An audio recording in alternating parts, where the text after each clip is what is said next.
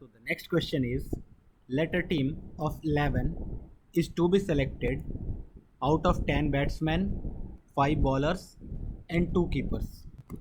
Let us mark this: 10 batsmen, 5 bowlers and 2 keepers such that each selection have। अब इस पे condition है हमारे पास कि टीम में there should be 5 batsmen, 5 bowlers and 1 keeper. बहुत ही सिंपल है। हमारे पास टोटल बैट्समैन कितने हैं? मैंने बोला 5, सॉरी 10। टोटल 10 बैट्समैन है, उसमें से कितने लोगों को लाना है? 5 लोगों को। तो मैंने क्या किया, सबसे पहले उन 10 में से किसी भी 5 को सेलेक्ट कर लिया। 5 बैट्समैन आ चुके हैं टीम में। अब क्या चाहिए हमें? 5 बॉलर्स। हमारे पास टोटल बॉलर्स कितने हैं? 5 हैं। तो क्या करना पड़ेगा? 5 में से पाँचों को लेना पड़ेगा, मल्टीप्लाइड बाय एक कीपर चाहिए। टोटल कीपर कितने हैं? 2, 2C1। सो ये 10C5 क्या था? Selection of 5 batsmen out of 10। ये था selection of 5 bowlers out of 5। ये था selection of 1 keeper out of 2। बहुत ही सिंपल पहला पार्ट। सेकेंड पार्ट क्वेश्चन का कि there should be at least 4 bowlers. तो हमारे पास टीम में कम से कम 4 बॉलर होने चाहिए। तो जब भी मैंने ये बोला है कि एटलीस्ट आ जाए, एटमोस्ट आ जाए, तो हम लोग हमेशा क्या करेंगे? एग्जैक्ट में कन्वर्ट करेंगे। तो हमारे पास, मैं एक बार फिर से नोट कर दे रहा हूँ, 5 कितने हैं? 10 बैट्समैन हैं। अपने पास कितने? 5 बॉलर्स हैं एंड 2 कीपर्स हैं। इनमें से हमें 11 लोगों का टीम बनाना है सच दैट 4 बॉलर्स कम से कम होने चाहिए। तो हम लोग क्या बोलेंगे? एग्जैक्टली में जब कन्वर्ट करेंगे तो एग्जैक्टली क्या होगा? 4 बॉलर्स हो जाए या फिर एग्जैक्टली 5 बॉलर्स हो जाए। ठीक है, कम से कम 4 बॉलर चाहिए। तो एग्जैक्टली या तो 4 बॉलर होगा या तो एग्जैक्टली 5 बॉलर। क्या 5 से ज़्यादा बॉलर हो सकता है? बोलेंगे नहीं। कैसे? क्योंकि हमारे पास मैक्सिमम टीम में लेने के लिए कितने बॉलर हैं? 5 बॉलर्स। तो एग्जैक्टली 4 बॉलर्स है टीम में। तो मैं क्या करूँगा? उन 5 बॉलर में से कोई भी 4 को सेलेक्ट कर लूँगा। तो बॉलर का काम ख़त्म। हमारे पास टीम में कितने मेंबर्स आ चुके हैं? 4 मेंबर्स आ चुके हैं। वो 4 कौन हैं? 4 के 4 सारे बॉलर्स हैं। अब हमें टीम में और कितने मेंबर्स चाहिए? मैं बोलूँगा 11 मेंबर्स का टीम बनाना था, 4 सेलेक्ट हो चुके हैं, तो 7 मेंबर्स और चाहिए। अब ये 7 मेंबर्स कौन आएगा? तो क्या कोई रिस्ट्रिक्शन है बैट्समैन और कीपर पे? बोलूँगा नहीं। तो हमारे पास बैट्समैन और कीपर मिला के टोटल कितने लोग हैं? 10 + 2 12 लोग हैं। तो उन 12 में से हम लोग क्या करेंगे? किसी भी 7 को सेलेक्ट कर लेंगे। प्लस एग्जैक्टली 5 बॉलर्स होगा तो 5 में से पाँचों बॉलर को सेलेक्ट करना होगा। अब बचे कितने लोग? 6 लोगों को सेलेक्ट करना है। कितने लोगों में से? 12 लोगों में से। तो 12C6। ठीक है, ये आंसर हो गया अपना। Next part, exactly 5 batsman and at least 1 keeper. हमारे पास टोटल 10 बैट्समैन है, 5 बॉलर हैं, 2 कीपर्स हैं। ठीक है, एग्जैक्टली 5 बैट्समैन चाहिए। तो exactly 5 batsman and at least 1 keeper, दोनों कंडीशन सेटिस्फाई होना चाहिए क्योंकि बीच में एंड है। तो मैं बोलूँगा एग्जैक्टली 5 बैट्समैन और एटलीस्ट 1 कीपर वाले को क्या करना पड़ेगा? एग्जैक्ट में कन्वर्ट करना पड़ेगा। एग्जैक्टली 5 बैट्समैन प्लस 1 कीपर या फिर 5 बैट्समैन प्लस 2 कीपर। यही 2 पॉसिबिलिटी है। एग्जैक्टली 5 बैट्समैन और कम से कम 1 कीपर चाहिए। तो या तो एग्जैक्टली 5 बैट्समैन 1 कीपर होगा या तो एग्जैक्टली 5 बैट्समैन और 2 कीपर होगा। तो एग्जैक्टली 5 बैट्समैन, तो हमारे पास टोटल बैट्समैन कितने हैं? 10C5, मतलब एग्जैक्टली 5 बैट्समैन सेलेक्ट कर लिया। एग्जैक्टली 1 कीपर, 2 कीपर है, 2 में से कोई एक कीपर सेलेक्ट कर लिया। कितने लोगों को हमने टीम में सेलेक्ट कर लिया है? 5 बैट्समैन को सेलेक्ट कर लिया, 1 कीपर को, टोटल 6 लोग हो गए। और कितने चाहिए हमें? 5 चाहिए। तो 5 कहाँ से आएंगे? पाँचों के पाँचों बॉलर होंगे, प्लस 5 बैट्समैन 2 कीपर। 5 बैट्समैन 10 में से कोई भी 5 बैट्समैन सेलेक्ट कर लिया। 2 कीपर मतलब 2 में से कोई भी 2 कीपर सेलेक्ट कर लिया। टोटल कितने लोग सेलेक्ट हो चुके हैं? तो मैं बोलूँगा 5 + 2 7 लोग हो चुके हैं। और कितने चाहिए? 4 चाहिए। वो 4 कौन होंगे? 5C4।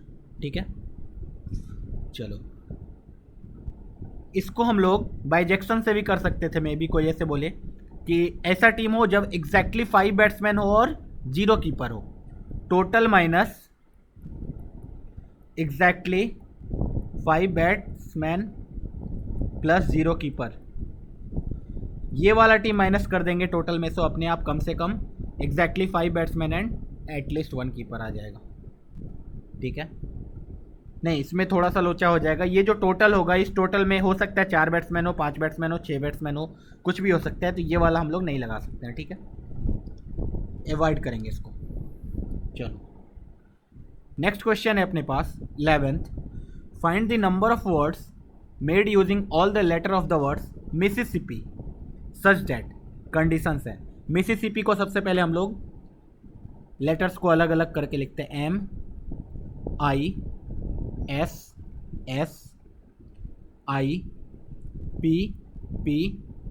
MISSIPPI। ठीक है, MISS और 2 SS। MISSISSPPI।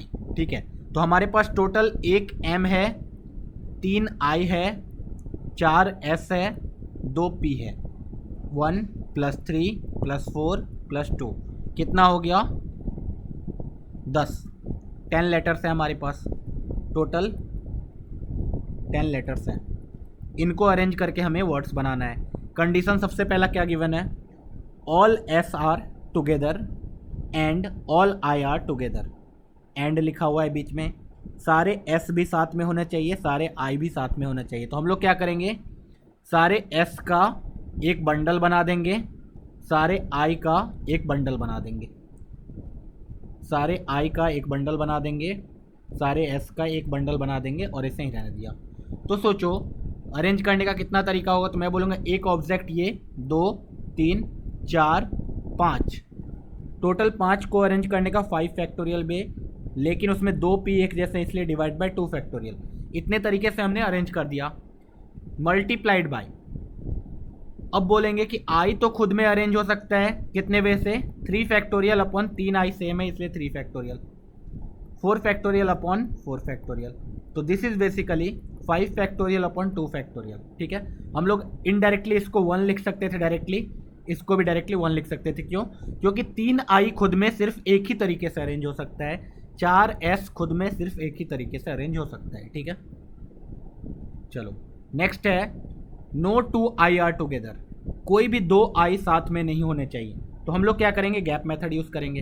कोई भी 2 I साथ में नहीं होने चाहिए, तो सारे I को हटा दो, बचेगा क्या? M 1 2 3 4 5 6 7। इन 7 को पहले अरेंज किया तो 7 फैक्टोरियल डिवाइडेड बाय 2 P है इसलिए 2 फैक्टोरियल, 4 S है इसलिए 4 फैक्टोरियल। ठीक है, इतने तरीके से हमने अरेंज कर दिया टोटल 7 ऑब्जेक्ट्स को। कितने गैप क्रिएट हुए? मैंने बोला था अगर 7 ऑब्जेक्ट को एक रो में रखोगे तो कितने गैप क्रिएट होंगे? 8 गैप क्रिएट होंगे। उन 8 में से हमें कितने गैप चाहिए? हमारे पास कितने I हैं? 3 I हैं, तो 8 में से हमें 3 गैप चाहिए होंगे। उन 3 में I को अरेंज करने का तरीका कितना? सिर्फ एक तरीका, क्योंकि अगर हमारे पास 3 गैप है और 3 I है तो रखने का सिर्फ एक ही तरीका होगा। ठीक है, चलो तो ये हमारा फाइनल आंसर। उसके बाद नेक्स्ट है both P are together but I are separated.